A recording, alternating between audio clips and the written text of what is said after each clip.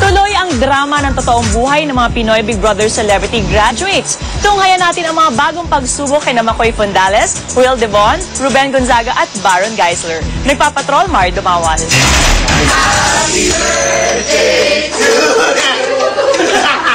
Nasurpresa si Will sa asaltong ibinigay sa kanya ng kanyang mga fans kagabi.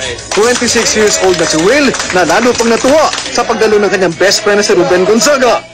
Nagulat ako talaga. Honestly, this is my first surprise birthday party I've ever had in my entire life. Isa sa mga birthday gifts na ikinatuwa ni Will ang pagpirma sa kanya bilang endorser ng isang jeanswear kasama si Angel Locsin. This is it, as they say. Ito na really. This is my time to shine. Hinahanda naman ni Ruben ang paglipat ng kanyang pamilya sa napanalunan niyang unit sa Chateau Valenzuela. Excited din siya sa bago niyang teleserye ni Judy Ann Santos. Huwag naman daw sana siyang